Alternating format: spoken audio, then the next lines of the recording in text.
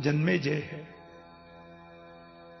माता शत्रु पिता वैरी ये न बालो न पाठित। वे माता पिता तो अपने पुत्रों के शत्रु होते हैं जो बच्चों को सुंदर शिक्षा नहीं देते। समय समय पर बाल गोपालों को सुंदर शिक्षा दीजिए, व्यावहारिक भी, व्यावसायिक भी, व्यवस्था संबंधी भी बहुत जरूरी है। और आदर्शी परीक्षित के राज्य में कोई घर में ताला तो लगाता ही नहीं, किसी को जरूरत ही नहीं ताला लगाने की। एक दूसरे के प्रति अत्यंत अद्भुत प्रेम है सबको। प्यार से बोलो जय श्री कृष्ण। वैसे हम लोगों की एकादशी कल है, पर कुछ लोग एकादशी आज भी किए हैं, मुझे ऐसा लगता है। वैसे स्मार्त भक्तों की एकादशी आज है, वैष्णवों की कल है। इसलिए आज जय श्री कृष्ण में करंट कम आ रहा है। पेट्रोल नहीं तो गाड़ी कहां से चले। पर हमारे वृंदावन में जैसी एकादशी होती है ना, ऐसी एकादशी तो रोज हमें तो अच्छा। जो जो माल मसाले बनते हैं, खाली आटा चावल ही तो नहीं खाना है, बाकी तो सब चलता ही है।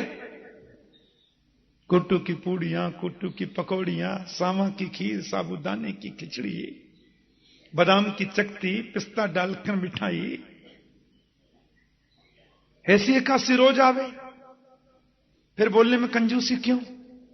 भाव से बोलो ना जय श्री कृष्ण। गृहस्थ आश्रम से निवृत्ति लेने का नियम है शास्त्र में, क्योंकि 50 के बाद में तो वन शुरू हो जाता है ना जी। वन एक क्या? वन। इसका मतलब है वनम प्रव्रजेत धीर, वन में चले जाओ। एक सज्जन हमसे पूछने लगे, महाराज वानप्रस्थ में जाने का मन तो होता है।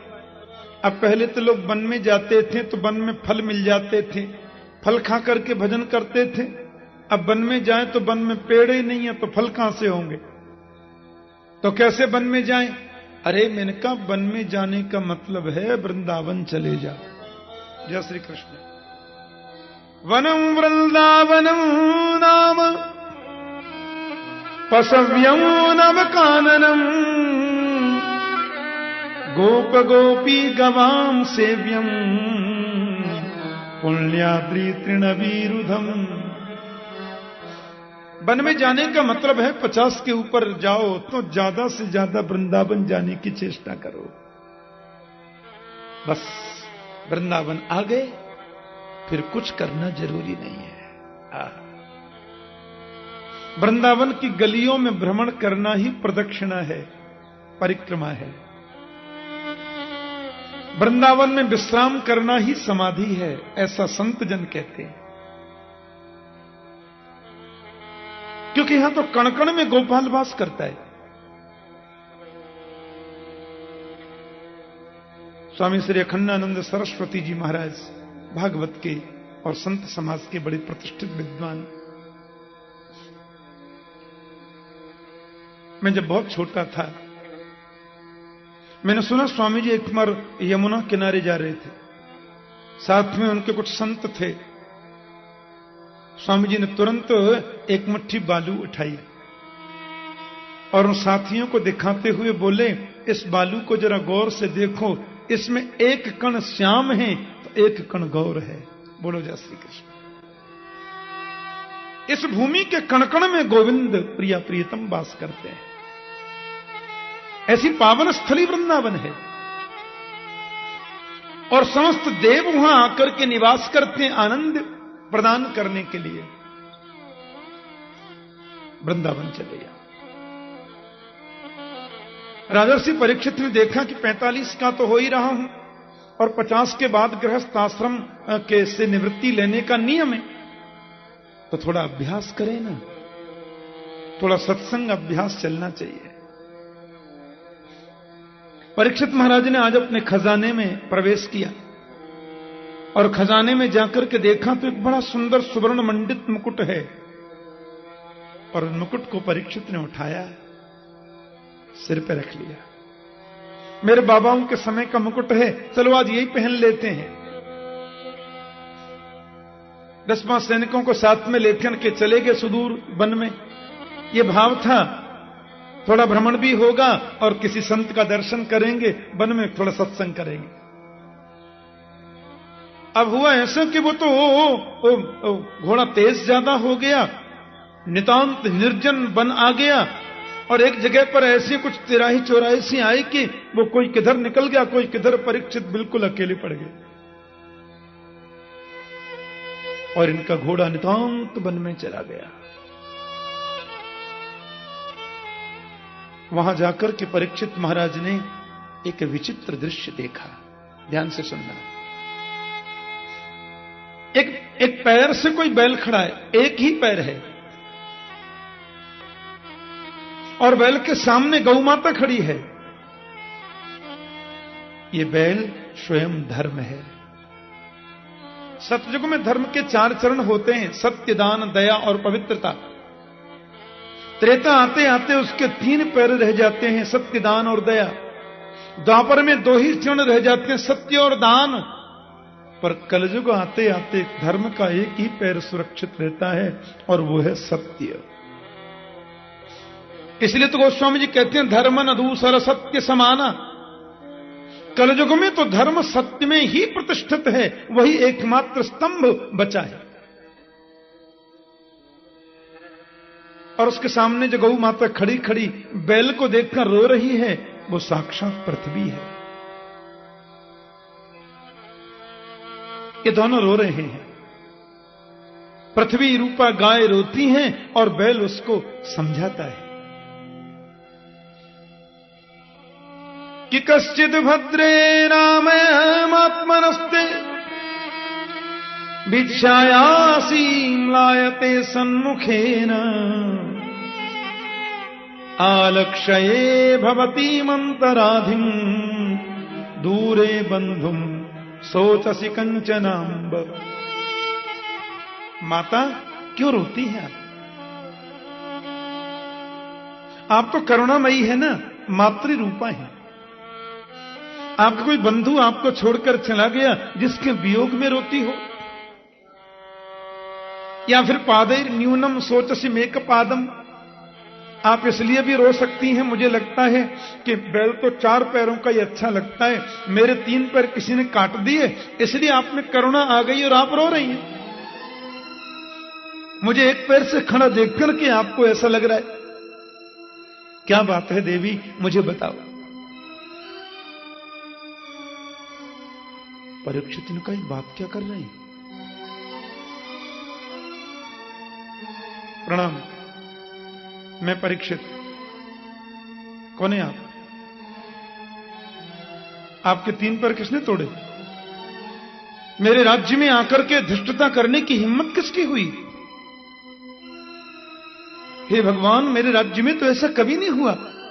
मेरे रहते हुए आपके 3 पैर किसी ने तोड़ दिए। किसने किया ऐसा? उसका नाम बताएं, मैं उसको दंड दूंगा, मैं प्रयास करूंगा उसको दंड देने का, क्योंकि मेरे रहते ऐसा होना नहीं चाहिए। धर्मरूपी बैल बोला, किसका नाम लूं कि मेरे 3 पैर किसने काटे? यदि हम कर्मयोग पर विश्वास करें, क्योंकि शास्त्रों में तो कर्मयोग, भक्ति योग, ज्ञान योग, मीमांसा, दर्शन, ये सब वर्णन है। अब यदि कर्म की बात पर विश्वास किया जाए तो दोषी कौन है? सोचो। कर्म किया है मैंने, तो फल पड़ोसी क्यों भोगेगा? मेरा कर्म ही ऐसा हुआ होगा राजन, जिससे कि 3 पैर टूट गए। अब इसमें नाम लेने और न लेने से क्या फर्क पड़ता है? मीमांसा दर्शन पर यदि चिंतन करें तो मीमांसा दर्शन में स्पष्ट किया गया है कि सुख और दुख दोनों मन की कल्पना है। दुख कुछ होता नहीं और सुख कुछ है ही नहीं। हम जिसको मान लेते हैं वो दुख है और जिसको नहीं मानते हैं वो सुख है। ये विचित्र बात है।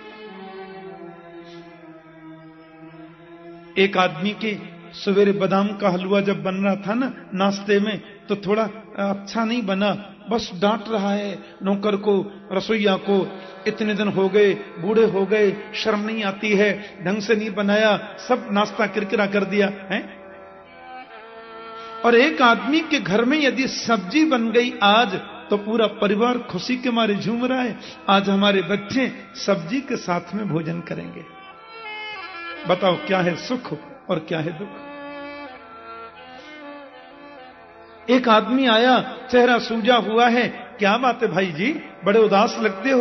क्या बताऊं महाराज, रात में लाइट नहीं जली, और लाइट नहीं जली तो फिर वो एसी नहीं चला, एसी नहीं चला तो मैं तो बिना एसी के सो सकता नहीं महाराज, सो नहीं पाया।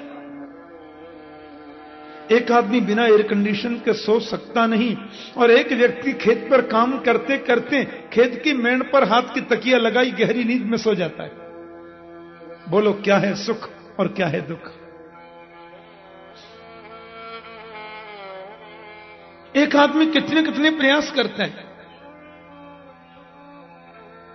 बंबई में 21वें माला में एक परिवार रहता है, वो महिला बोली मुझे मच्छर बड़ा तंग करते हैं। उनके पति बोले देख लो, इनके लिए 21 माला पे भी मच्छर आ जाते हैं, और मैं प्रथम तल पर भी सोऊं तो भी कोई तकलीफ नहीं होती। क्या है सुख और क्या है दुख बताओ। एक आदमी 10-5 लाख रुपए इधर से उधर हो जाए तो कोई फर्क नहीं पड़ता, और एक आदमी को 10-20-100 रुपए का ही फर्क पड़ जाए तो हार्ट अटैक आ जाता है। क्या है सुख और क्या है दुख। एक आदमी बिना मखमल के गद्दे के सो सकता नहीं है, और एक व्यक्ति बालू में सो जाता है। गिरिराज की तरहेटी में देखो, एक संत मैंने देखे गिरिराज तरहेटी में, वो महाराज 21,108 परिक्रमा दे रहे हैं दंडवती। एक जगह पर 21,108 बार उठते हैं, बैठते हैं, लंबे साष्टांग होते हैं। मैं दंग रह गया। मैंने कहा कितने दिन हो गए आपको। बोले 27 बरस तो हो गए, अभी आधी नहीं हुई। बोलो जय श्री कृष्ण। 27 वर्षों में आधी परिक्रमा नहीं हुई। एक जगह पर 21,108 बार दंडवत करना, फिर आगे बढ़ना।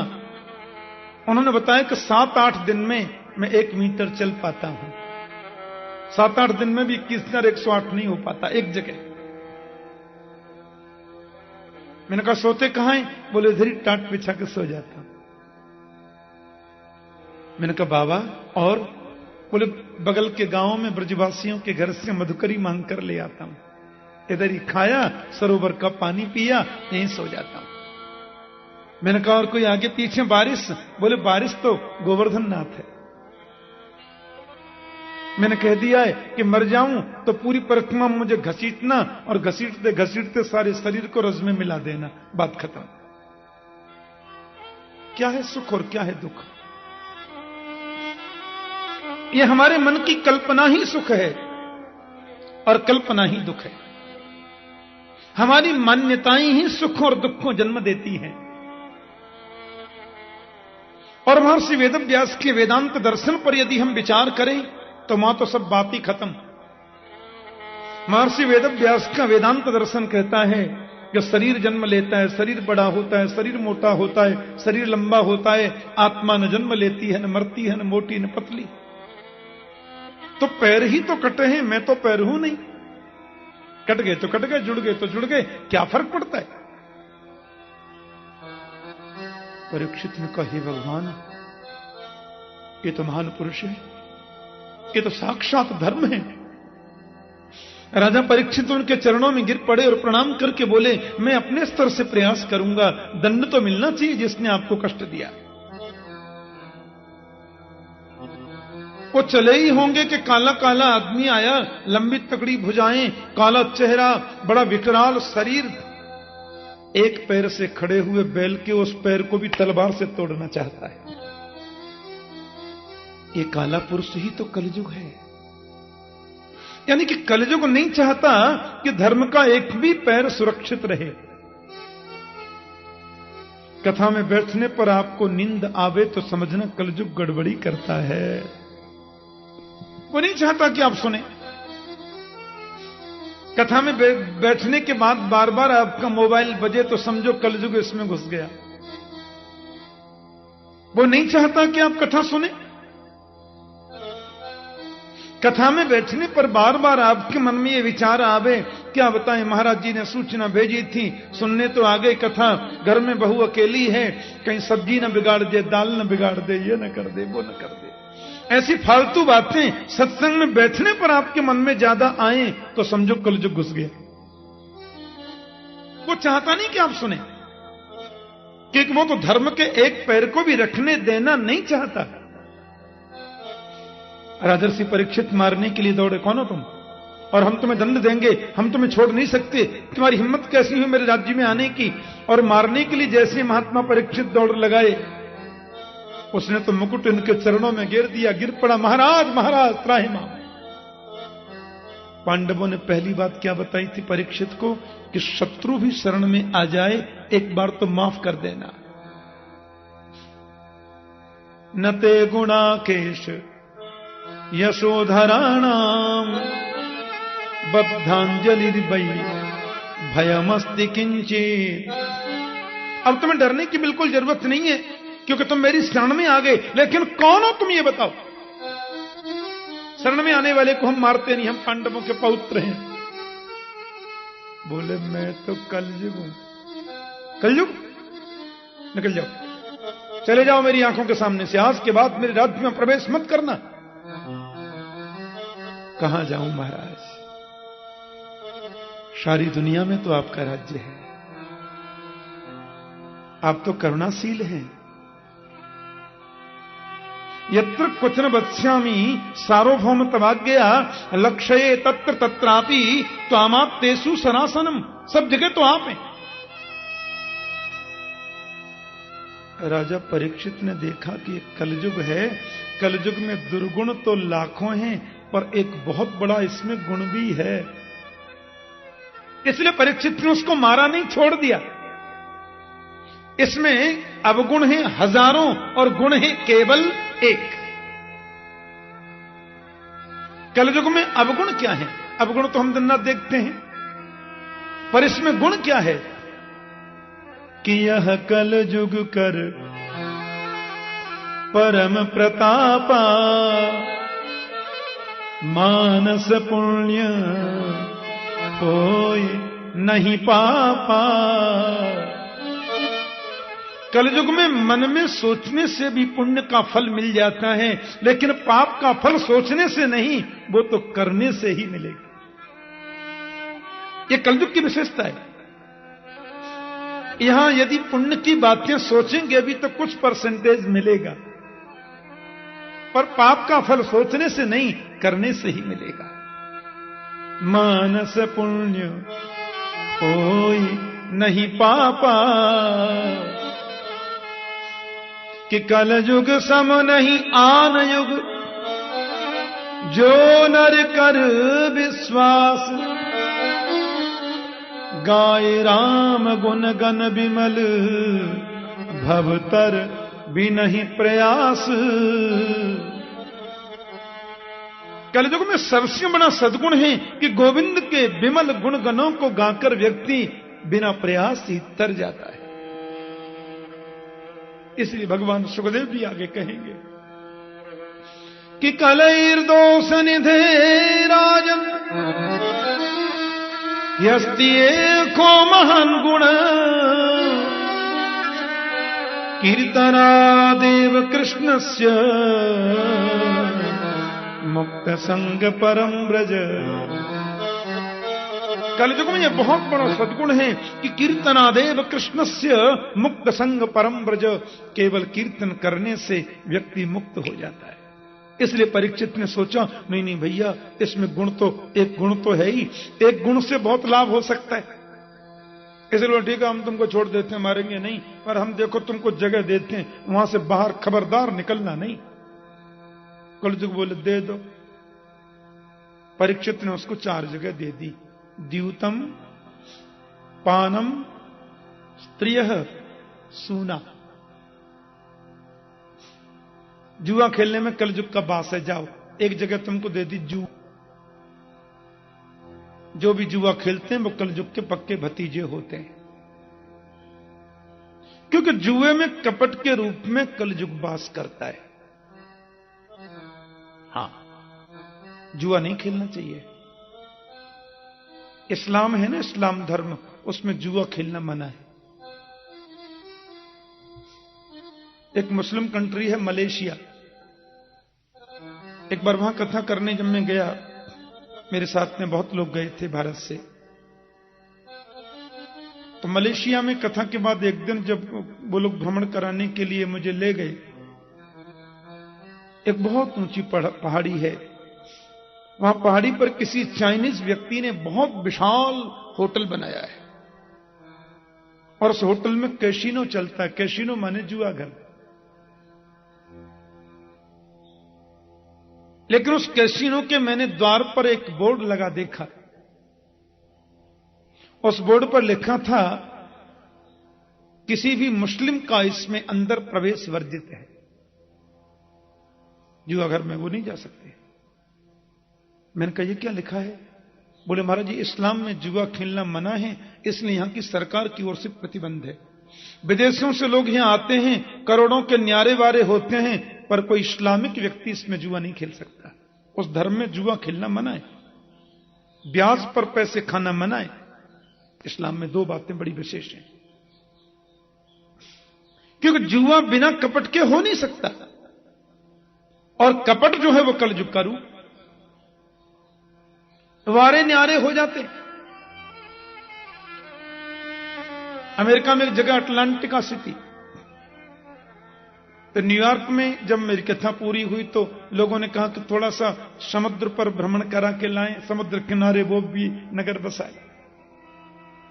इतना विशाल कैसीनो, हमारे भारतीय नगरों के नाम से उन बिल्डिंगों के नाम रखें। मैंने कहा, इसमें होता क्या है? बोले, खाकपति अंदर जाता है तो करोड़पति बन के निकलता है। कई बार करोड़पति जाते हैं तो किराए को पैसे भी नहीं रहते, ऐसा निकलता है। जुआ कपट का प्रतीक है, बर्बादी का प्रतीक है, इसलिए जुआ नहीं खेलना। जुआ खेलना मना है। द्यूतम, और परीक्षित ने दूसरा स्थान दिया पानम, यानी कि सुरापानम, शराब पीना। राम राम राम राम। मैंने अच्छे अच्छे पढ़े लिखों को देखा, AA में है, पर शराब की लत है, और जब शराब पीते हैं श्रीमान जी तो औंधा मुंह करके नाली में पड़े, कुत्ते से बात कर रहे हैं, औंधा मुंह करके नाली में पड़े, बगल में कुत्ता खड़ा उससे बोल रहे हैं, खा वहीं खा। पी लिया तो पड़ोसी के घर को अपना समझ के पहुंच गए, चाय नाश्ता कर ली तो याद आया तो पड़ोसी का है। आदमी को पशु बनाती है शराब, कभी नहीं पीनी। उसमें मद के रूप में वास करता है कलयुग, मद ही कली का रूप है। तीसरा स्थान तुमको देता हूं मैं कलयुग। बोले, कौन सा? बोले, स्त्रियः, वेश्याचार, परस्त्री गमन करना। हमारे शास्त्रों में सबसे भयंकर पाप कहा इसको। वेश्यावृत्ति स्त्री धारण करे, वेश्याचार पुरुष करे, ये जघन्य पाप है। मातृवत परदारेषु परद्रव्येषु लुष्टवत आत्मत सर्वभूतेषु यह पश्यति स पंडित। इसमें कुत्सित काम के रूप में कली वास करता है, ऐसा नहीं करना। और चौथा स्थान मैंने तुमको दिया सूना। सूना माने हिंसा। किसी भी निरपराध प्राणी को तुम मत मारो, किसी भी जीव को मारने का तुम्हारा अधिकार नहीं है। आत्मनः प्रतिकूलानि परेशान न समाचरेत। महात्मा बुद्ध जा रहे थे, रास्ते में भिक्षा लेने के लिए एक बड़ा दुर्दांत व्यक्ति था, नाम था अंगुलीमाल। आपने सुनी होगी कथा।